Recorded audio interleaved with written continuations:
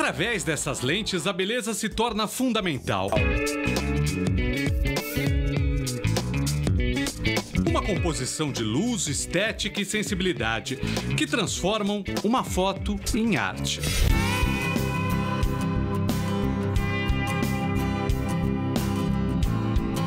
O catalão de Barcelona, Josep Ruiz Duran, ou simplesmente J.R. Duran, escolheu o Brasil como pátria em 1970. Em seu extenso portfólio, Duran eternizou momentos em praias, no campo 1, 2, 3, agora, foi!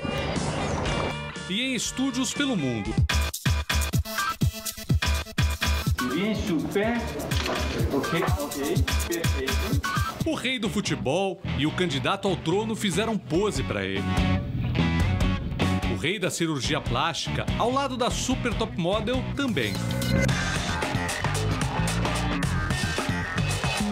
O soldado do tráfico, o rebelde e seu fuzil, e o apresentador expondo sua fé foram imortalizados. Duran clicou as raízes da África, outros povos nativos e atividades proibidas ou renegadas.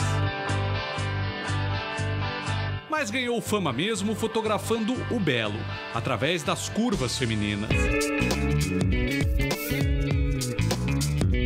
Estrelas se despiram para ele nas publicações da mais famosa revista masculina da história. Em cada edição, Duran brinca com o imaginário e a fantasia dos marmanjos.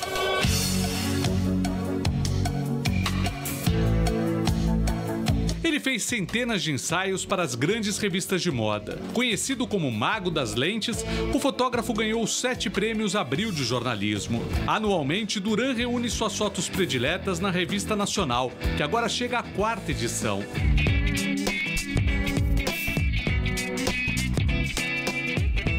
Ele também deixa a câmera em stand-by para escrever livros.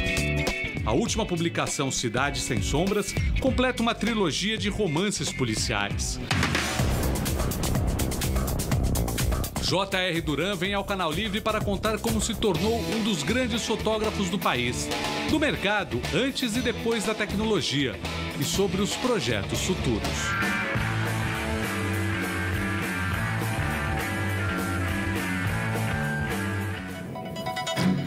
Olá, boa noite. Para entrevistar o fotógrafo J.R. Duran, estão comigo na bancada o jornalista Fernando Mitre e a apresentadora do programa A Liga, Mariana Weiger.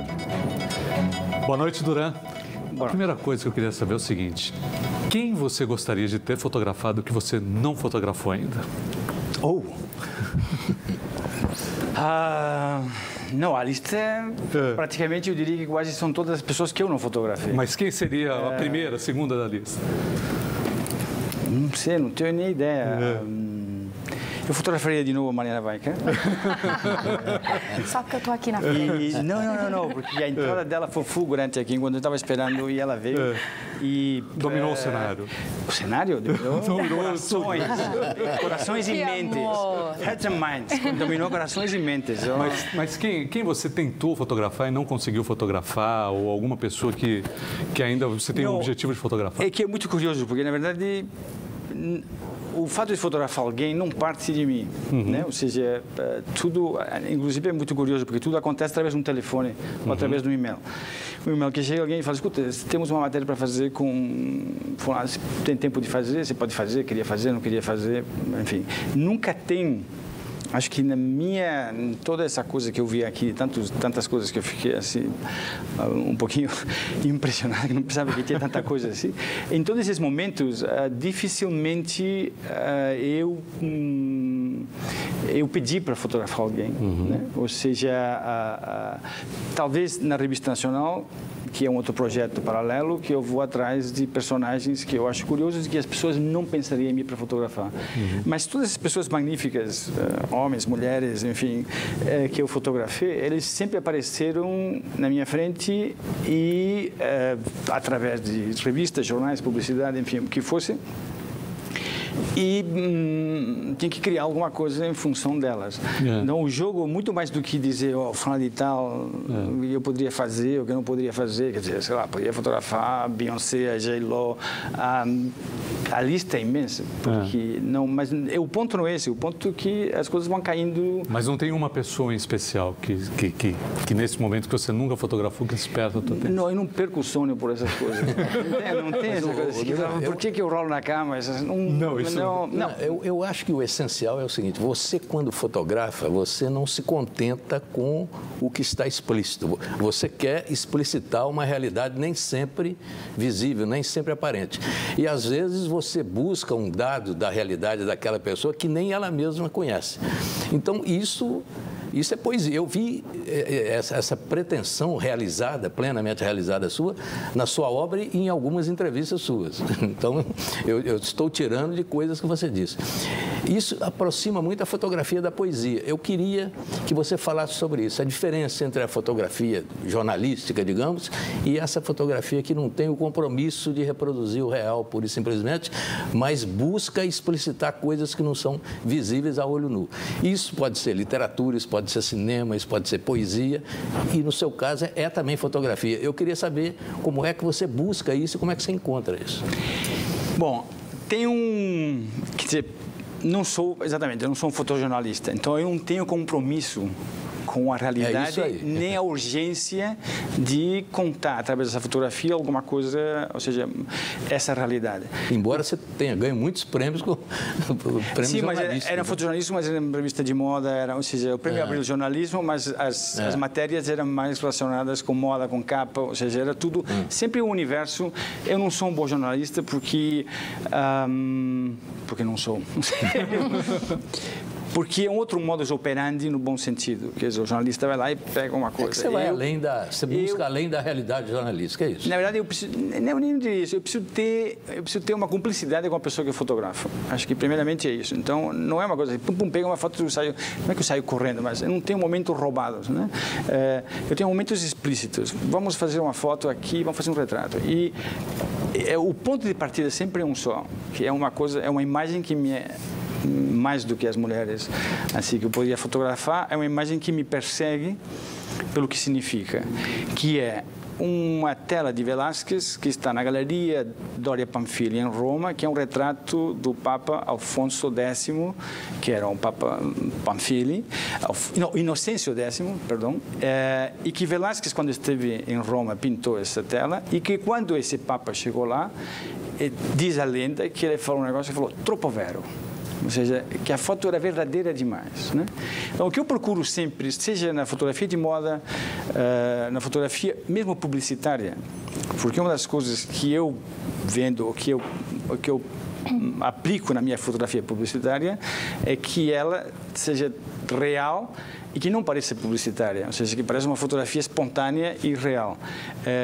E os retratos ou a moda, como digo, enfim, sempre colocar as pessoas é uma coisa estabelecida. O Richard Avedon tinha uma frase, um fotógrafo americano que morreu, que era, tinha que deixar tudo pronto para poder, tudo sob controle, para poder perder o controle, né? Então, vamos fazer um negócio aqui, mais ou menos como uma entrevista aqui. Estamos todos aqui sentados, tudo bem, vamos ver que merda que eu vou falar ou como é que vai ser isso. Mas tem que ter um jogo aqui que não se sabe, né? Você vai perseguir uma coisa, ele vai perseguir outra, vai ser um ping-pong e vai ficar aqui no meio alguma coisa que é um pedaço de cada um. É um jogo. E um pedaço é um jogo. É um duelo. É um duelo. Mas é um jogo. É um jogo porque não dói. Né? Se fosse um duelo, alguém estaria ferido. É um jogo. Agora, Duran, quando ele te perguntou quem que tu ainda não fotografou e tu falou que tu não perdes o sono com isso, o que te faz perder o sono, então? O que me faz perder o sono, são todas as fotos que eu tenho que fazer. Ou seja, eu perco o sono pela foto que eu tenho que fazer amanhã. De ontem para hoje, o que te fez perder o sono? Ou seja, tu teve uma insônia ou não também? Pode ser. Não, eu tenho insônia. Eu acordo todo dia às 4h04 ou às 4h05 da manhã, acordo. E aí depois eu torço para que eu possa dormir de novo ou não posso. Mas com o tempo, dessa semi-insônia, que não é uma insônia, mas dessa semi-coisa, eu aprendi que nesse momento é quando fluem algumas coisas. Então eu tinha um problema para resolver de uma grande produção e não sabia como fazer. E aí chegou uma hora que, ou seja, depois eu funciono de manhã ou no meio da noite. Então de repente acordei e aí deixei flutuar, pum, e Momento veio eureka. e eu sabia como resolver uma luz, como resolver uma situação política, né? Porque... Tem um horário específico que você fotografa, Duran? Que você prefere fotografar ou não? Isso muda. Na verdade, nesse jogo de espelhos e de coisas, eu aprendi a luz das minhas fotos não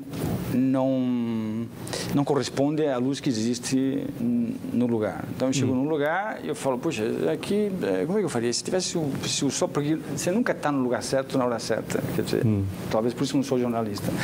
Então, a luz, como é que entraria? Por aqui, não sei o quê. Seria legal isso aqui. Aí eu produzo uma luz artificial que todo mundo acha que é natural, todo mundo acha que eu tenho muita sorte, que eu sempre estou em lugares com luz, que tem um sol, papapá, mas eu só me... Quer dizer, se eu digo que 10% das vezes na minha vida que eu tive a luz ideal, sempre tem um suporte e uma coisa toda. Como é que você lida com o Photoshop? Quer dizer, que é a maneira de você tratar no computador uma fotografia. Isso é complicado para você? Você acha que isso é uma coisa natural?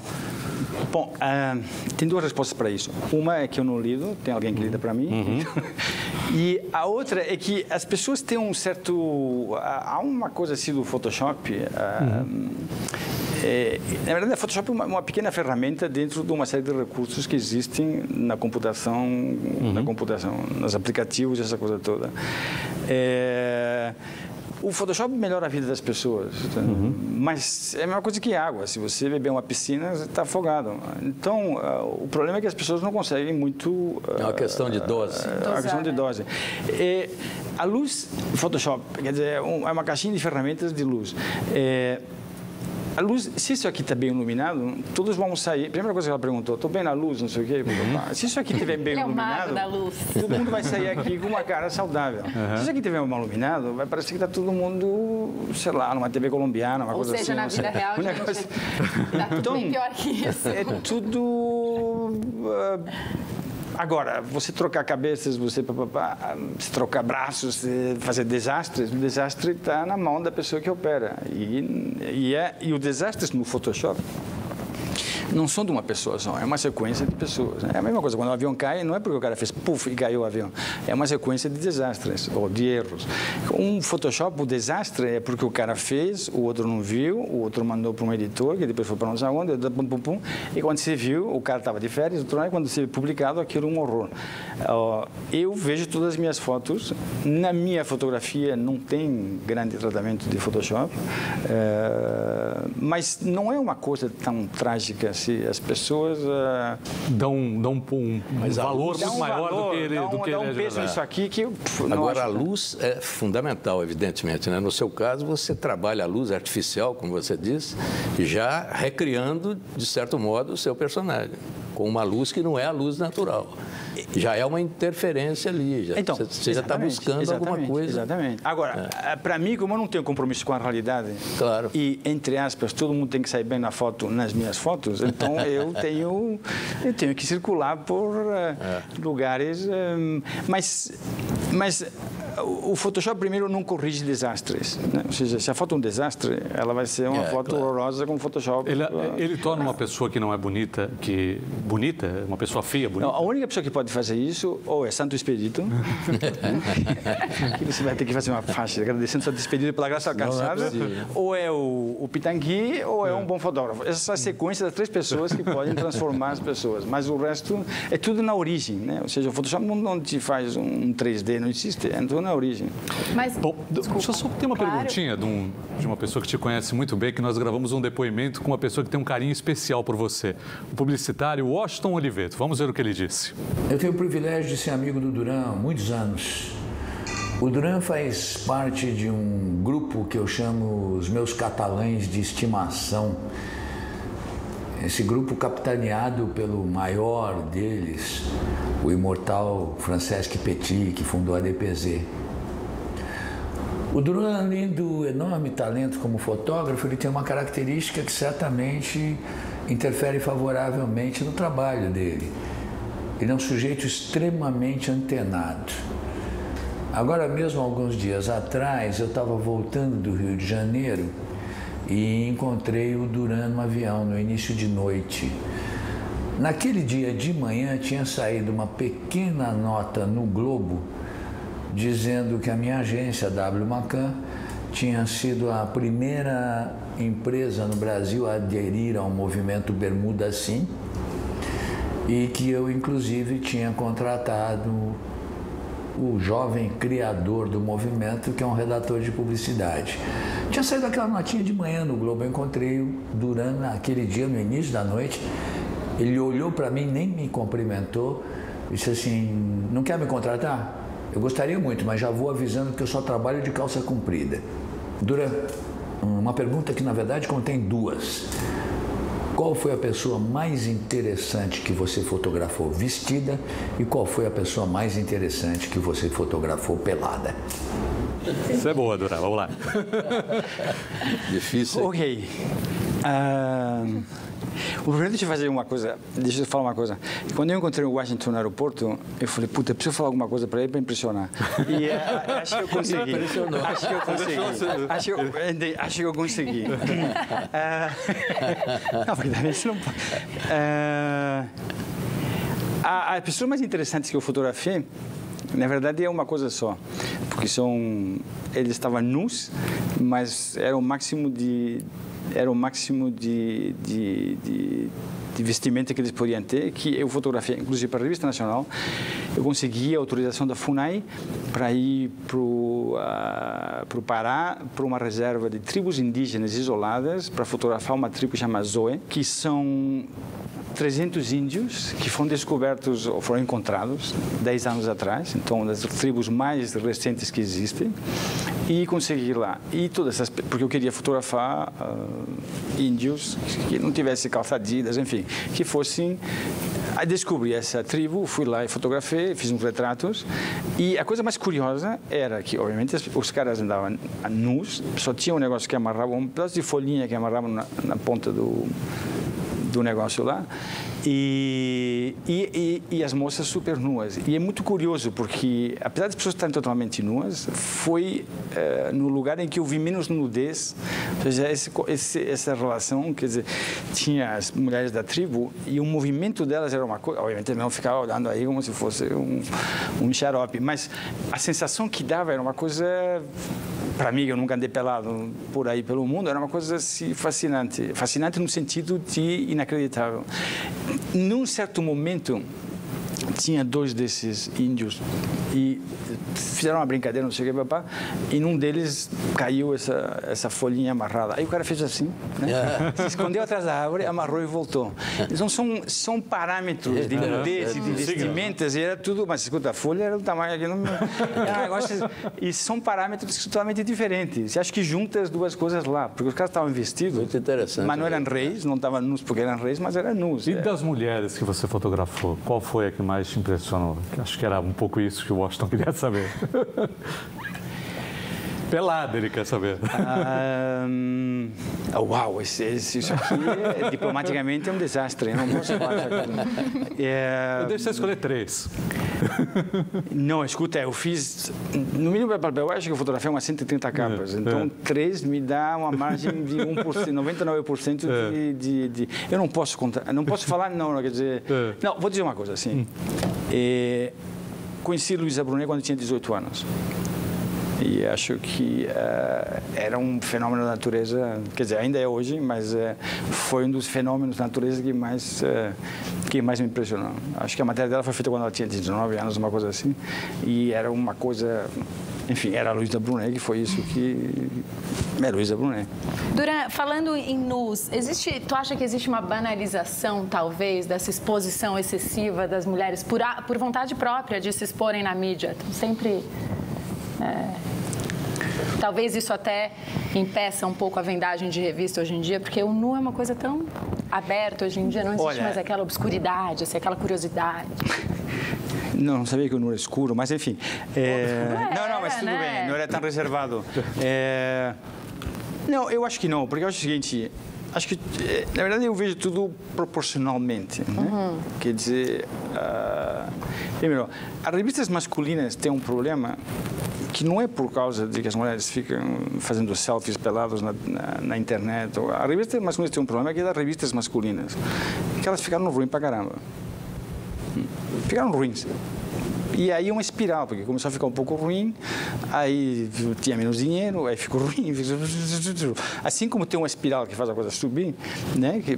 Tem uma espiral que acaba, enfim, é uma conversa longa. Mas o problema das revistas masculinas é que elas são ruins.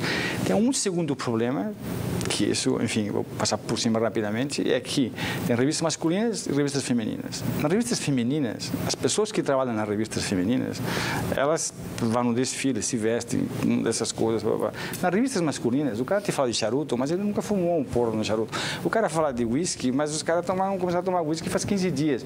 Tem uma defasagem e o que as pessoas hoje em dia, com internet, com o que for, mídias sociais, redes sociais, as pessoas sabem o que é autêntico, autenticidade, né? Ou seja, as pessoas entendem da autenticidade. Então, as revistas masculinas, as pessoas que estão lá fotografadas começam a ter, e a revista começa a ser falsa. Quer dizer, as diferenças são fundamentais aí no caso, porque de fato a banalização da imagem nua, ela está aí, né? Não gera mais uma curiosidade ao extremo, ver o peito de alguém, ver Para você não, mas para mim sim. Não, para aí. Gera? Tu compra a revista masculina para ver determinada pessoa pelada? Eu nunca comprei revista masculina. Até porque... Mas eu continuo... mas eu continuo... As coisas continuam gerando interesse. Mas, enfim... Mas você não acha que há menos curiosidade, seguindo o raciocínio da Mariana? Quer dizer, hoje as pessoas estão mais expostas e não há mais tanto esse interesse. Por exemplo, a gente imaginar a Marilyn Monroe em 1950 era uma coisa... Deixa eu fazer um sofisma... Ela de saia levantada, ela parou. Primeira capa da Playboy, né? Deixa eu fazer um sofisma aqui, mas o fato de ter muito mais restaurantes numa cidade quer dizer que você não vai almoçar em casa, não vai cozinhar. Bom exemplo. Sabe, quer dizer, a qualidade. O multiplicar, eu acho que é o contrário. Quer dizer, e as pessoas, quanto mais. Mas é um outro sensorial. O paladar e o visual é completamente diferente. Não, eu sei. Sim, bom, aí vamos entrar e o homem vê uma coisa, a mulher vê outra. Não, mas se tu enxergares ali fulana pelada ou não, gera uma curiosidade. Mas grande parte dessas fulanas peladas que estão lá são uns bagulhos impressionantes. Então, eu não sei isso o que desperta nos caras, porque aí também, se o cara gosta de trubufu, aí é uma coisa assim, quer dizer, o que eu estou planteando, o que eu faço é deixar as pessoas de uma certa maneira. Então, é a mesma coisa de, voltando a este restaurante, o fato de que tem muito restaurante por quilo não quer dizer que você, de vez em quando, você não vai comer à la carte. Mas por exemplo, Duran, se a gente pensar nos anos 70, algumas fotos eram proibidas, então as pessoas tinham uma enorme curiosidade, cada pequena foto que avançava um pouquinho em relação a isso. Mas isso atenção, não tem um sentido... Mesmo, se você pensa hoje, não tinha o sexo frontal, né? Pensa geograficamente. Vamos pensar como GPS. Tem muito mais países em que o erotismo é problema do que antigamente. E mesmo assim, em países que parecem... Um país como, por exemplo, os Estados Unidos, em que a indústria do erotismo é uma coisa assim, tem lugares em que essa coisa não é aceita. Então, o fato de que as coisas circulam de uma maneira mais rápida, isso não quer dizer, porque se você faz uma linha... Se você pega o paralelo, vai de Greenwich para a direita, chega um momento que não tem profusão de imagens e não sei o quê. Quer dizer, o mundo... Eu acho que, se por um lado ele se reproduz, se exibe muito mais, por outro lado, as coisas também param de acontecer. Eu acho que é como meteorologia, como... tem um efeito e sempre existe uma coisa. Se chove muito aqui, vai ter seca lá, se não sei o quê. Então, o fato de que as pessoas se exibam muito aqui, não sei o quê, que tem uma overdose, que tem um negócio, um excesso, isso não quer dizer nada, apenas é uma coisa que todo mundo está escrevendo. Eu acho que você tem um outro desafio que me parece assim fascinante. Vamos tomar o caso do Pelé. O Pelé foi fotografado no mundo inteiro, pelo mundo inteiro, durante não sei quantos anos. E aí você vai fotografar esse tão fotografado Pelé. Você tem que fotografar um Pelé, você tem que descobrir o seu Pelé. Aí é que está o grande desafio. Eu queria saber como é que você lida com isso, como é que você encarou o Pelé naquela fotografia, o que você buscou do Pelé ali? Eu me lembro bastante bem dessa foto. Essa foto é um pouco antiga, mas era uma campanha que estávamos fazendo para Fuji, para uma campanha de filme. E vendia filme. Estou falando de filme, então isso aqui faz tempo. Quer dizer, não muito tempo, mas faz tempo. E era muito curioso, porque nós dois éramos personagens desse filme. Ou seja, eu falava não sei o quê e fotografava o Pelé e depois eu não sei o quê. Eu era pessoa física e pessoa jurídica nesse trabalho. E aí, obviamente, eu falei, eu tenho que sair com uma foto do Pelé. É isso que você fala. Eu falei, bom, como é que eu vou fazer foto do Pelé? Aí, a primeira coisa que eu pensei, pô, o Pelé está sempre sorrindo. Então, eu vou fazer uma foto dele sério. Uma. Segunda, tinha aquela famosa foto lá no vestiário, os caras, não sei o que, eu falei, bom, não vou pedir, mas talvez tirar a camisa, não sei o que. Então, primeira pergunta, Pelé, você tira a camisa para fazer uma foto? Claro, não sei o que. Isso no intervalo de uma campanha publicitária. Intervalo não, acabou a campanha publicitária, fiz as fotos que tinha que fazer dele, e esse que é os vasos comunicantes em tudo que eu faço, que sempre tem um negócio que puxa para outra coisa. Não posso já sair o Pelé do estúdio sem eu fazer uma foto dele. E aí eu ponho a câmera e ele fica e faz um sorriso de Pelé. E eu faço clique, clique, clique, clique, clique. Mas na hora que eu percebi que ele tinha que respirar, eu falei, Pelé, você não quer ficar puto? Ele falou, o quê? Pum, clique. Aí ele já ficou, e aí já foi, já tem um... Muito bom. Não quer ficar puto? Como? E aí, como? Só nesse como, obviamente não estava bravo, mas só nesse como já deu uma expressão desligou diferente. O sorriso e ficou a foto. Eu sou um... truques. É assim que funciona em cada sessão de fotografia que você está fazendo, Duran? Você vai conversando e vai vendo por onde que você vai, qual o caminho que você vai tomar, o que você vai buscar daquela pessoa. É isso que acontece, por exemplo, quando você está fotografando uma modelo, está fazendo um nu, por exemplo. Também acontece isso ou é alguma coisa combinada? Você sabe até onde você pode ir, você tem que conversar com ela, você tem que respeitar até onde ela te deixa ir. Como é que funciona isso? Isso é uma grande dúvida do imaginário masculino. Eu daria o direito de resposta à Mariana, porque a Mariana já passou por todas as experiências que você mencionou comigo. Você quer explicar para eles? Todas as experiências? Não. Você quer? A gente não fez nu. Nunca fiz nu. Não? Então vamos fazer o seguinte. Tá Mariana. Enfim. Vamos fazer o seguinte. Fez nu, Mariana? Não, é verdade. Não. É verdade. Olha. Olha o desafio. Já fiz um nu na moda, que mostra aqui, mostra ele, mas assim, uma revista masculina. Nunca fiz. Eu já vi. Agora, Eu já vi. Então é moda. Menina, me conta como que era, então. Eu não fiz. Não, pode ser minha imaginação, então, não sei. Não, é que ela quer dizer o seguinte, para ela o nu é uma mulher esparramada no sofá. Eu, quando digo nu, é o seguinte, pago o peitinho é nu. Mas, enfim. Como é que você se sente, como que funciona essa coisa? Não, assim, eu já fotografei com o Duran zilhões de vezes. Zilhões mesmo, muitas vezes. E o Duran usa muito das palavras para estimular e para quebrar o gelo. E ele brinca, porque o fotógrafo é o diretor, é o cara que manda naquela corporação, naquele corporativo, naquele estúdio, é tu que mandas. Na hierarquia, é tu que manda. E ele faz de um jeito para quebrar esse gelo, que é falando besteira e provocando as meninas para fazer aquilo que tu queres que a gente faça, no caso. De algum momento, talvez, isso conspirou contra, assim, teve o efeito contrário? Tu falou e a pessoa travou? Não, normalmente eu sei, quer dizer, quando a pessoa chega no estúdio, eu não conheço ela, eu falo 2 ou 3 besteiras, como que vai, aí falo 2 ou 3 bobagens. Na reação... Aquilo tu falava para todas. Não são as mesmas, não são as mesmas. Não são as mesmas bobagens. Não. Mas eu me faço de tonto ou me faço de sei lá o quê e falo qualquer 3 ou 4 bobagens para ver o que a pessoa me devolve, né? Dependendo de como ela funciona, se ela fala uma besteira em cima, festa da uva.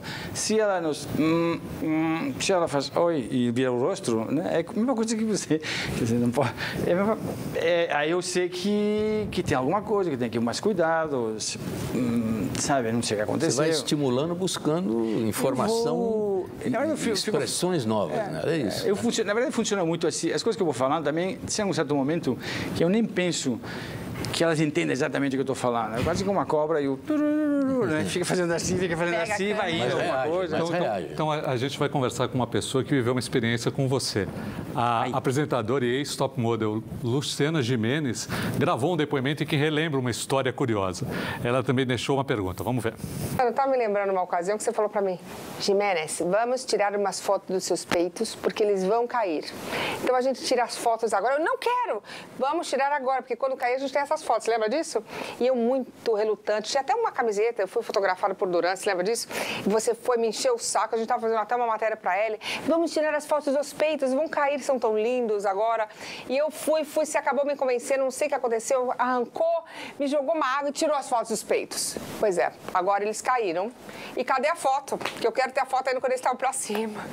Você que é um fotógrafo tão maravilhoso, tão experiente, já fotografou as mulheres mais bonitas do Brasil, como é que você faz para estar sempre inovando? Porque você já fez tudo. Eu trabalho com você desde os meus 13 anos, né? Então, é muito difícil para um cara tão talentoso, que já viajou tanto, já fez tantos livros, já fez tantas coisas. Como é que você faz para estar sempre inovando, para estar sempre por cima da carne seca na fotografia? Que não é uma coisa fácil, né?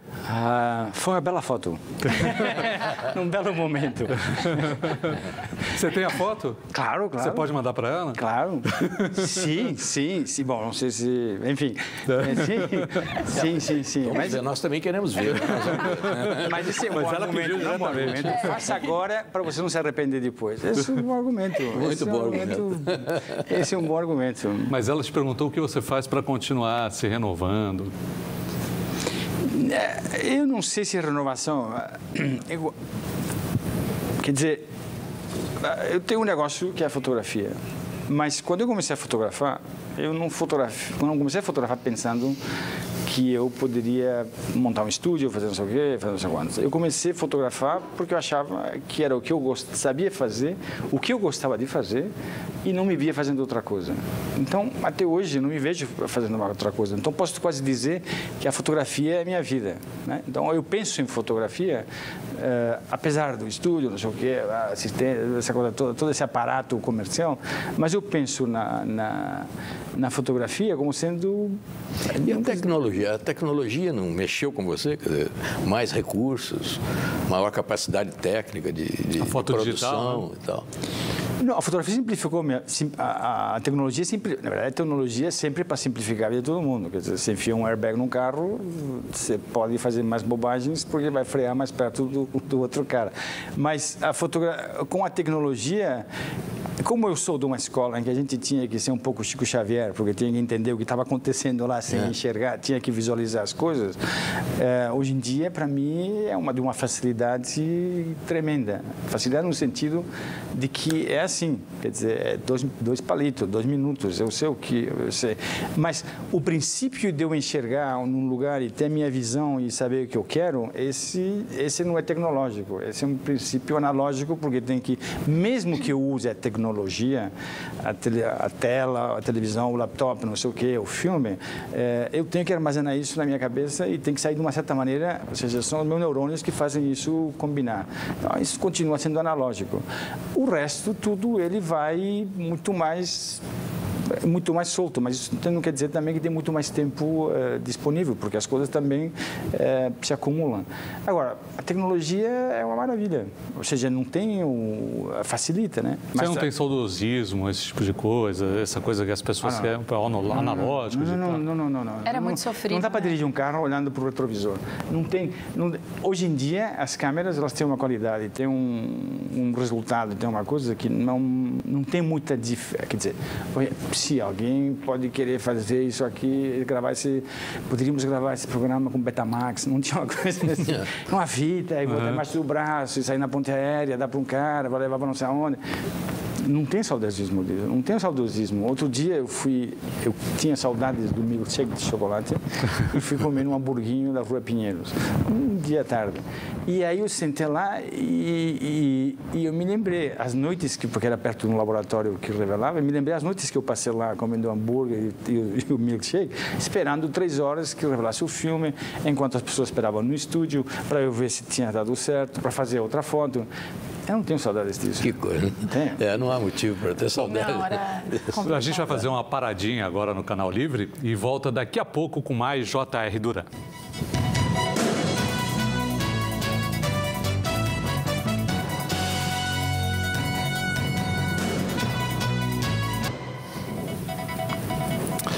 Nós voltamos com o Canal Livre, que esta noite recebe um dos grandes fotógrafos contemporâneos, J.R. Duran. Mariana, você tem uma história que você aqui no intervalo estava relembrando ao Duran. Por favor, conte para todo mundo. Era uma vez que eu estava no estúdio fotografando E aí acabou a foto, eu não me lembro que revista que era um editorial de moda, de uma revista importante X. Aí o Duran fala assim, fica aqui um pouquinho. Aí tinha um saco, assim, de biquínis e tal. Aí ele falou assim, escolhe aqui um biquíni. Eu fiquei meio acuada. Como assim escolhe um biquíni? Aí ele pegou um de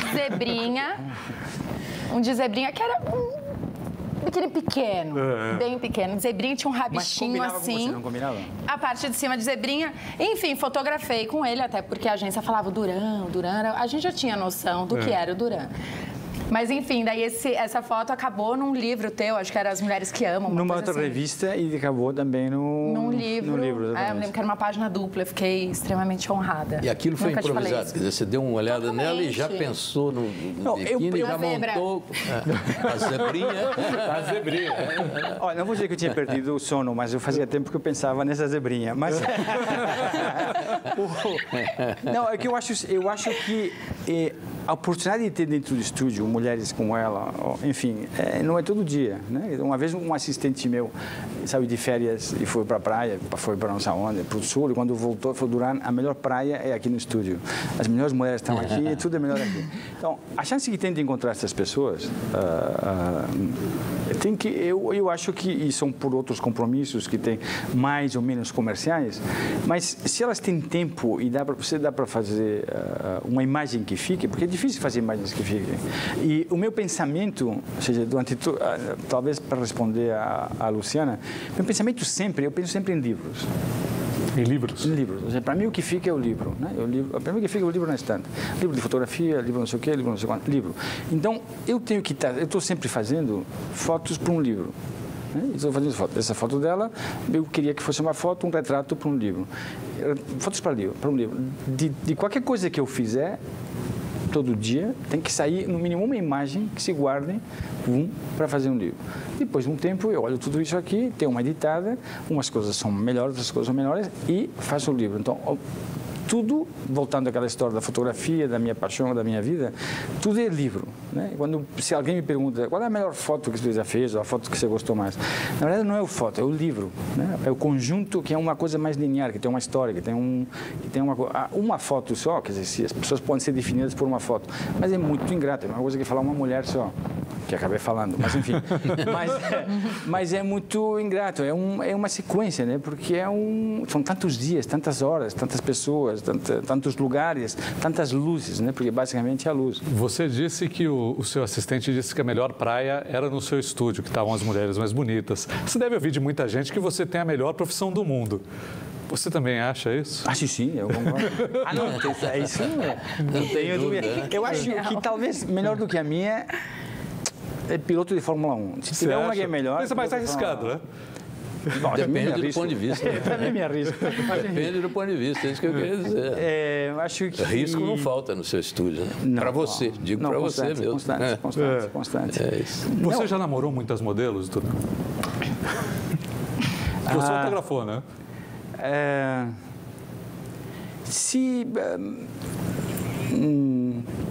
É que eu não sei o que é muitas, né? Quer dizer, pode dizer muitas? Sim, muitas. Bom, o que é?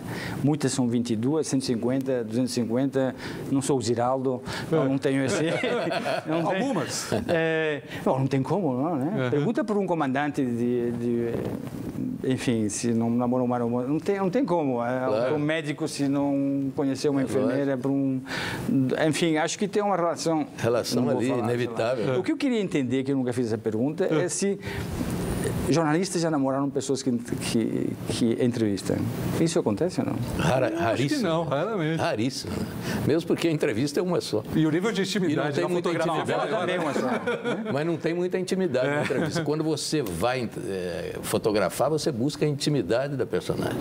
Faz parte da marca. Eu busco uma entrega maior. É mais ou menos. Eu busco uma sensação de intimidade. E normalmente o entrevistado não está pelado, né? É uma sensação. Não, eu procuro uma sensação. Na verdade, o divertido, e eu acho que o jornalista, quando entrevista alguém, procura uma sensação de que ele conseguiu alguma coisa que ninguém mais tem.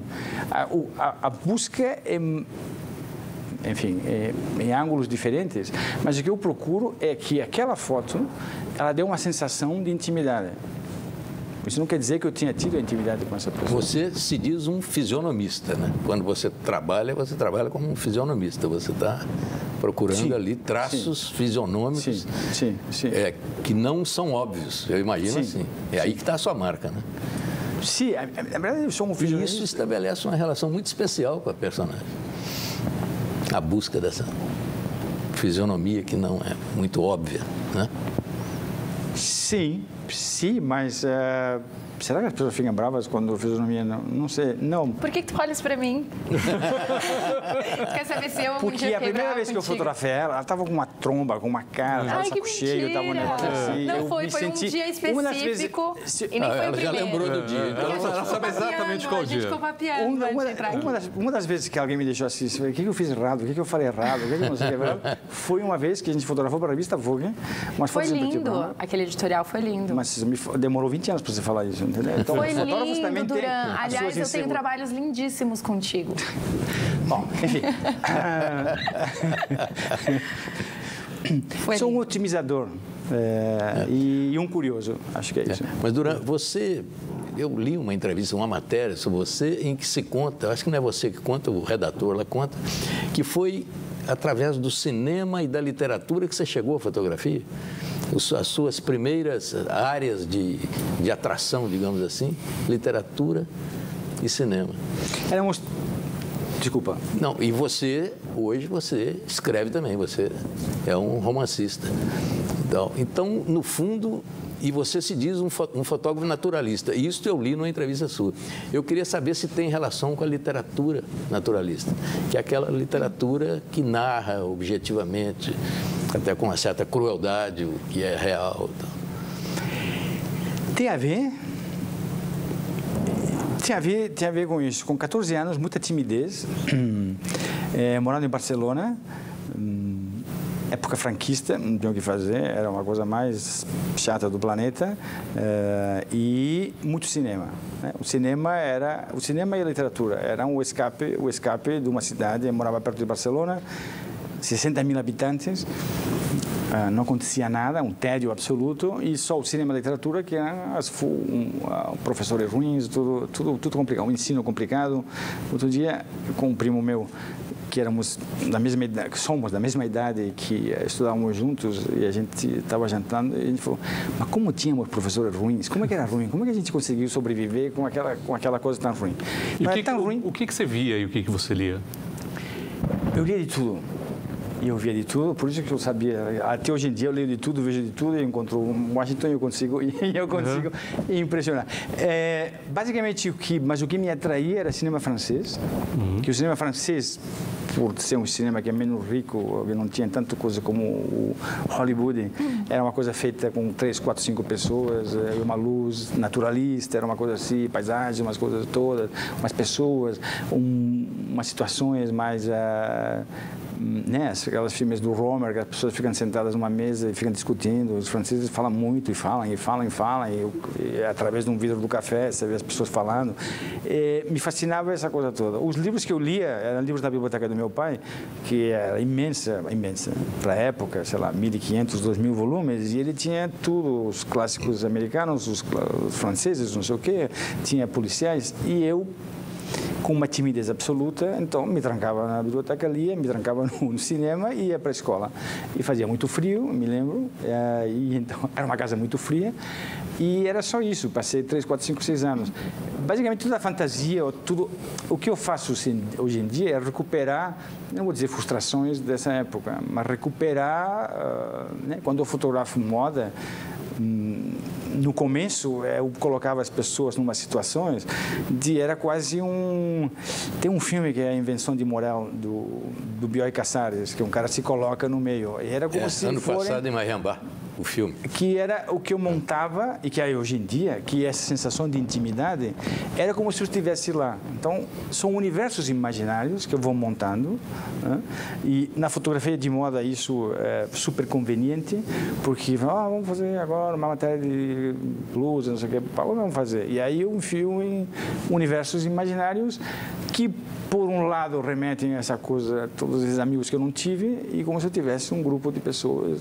É uma fantasia, enfim, muita fantasia. Vamos fazer mais um intervalinho. O Canal Livre vai para o último intervalo e nós voltamos já com o J.R. Duran.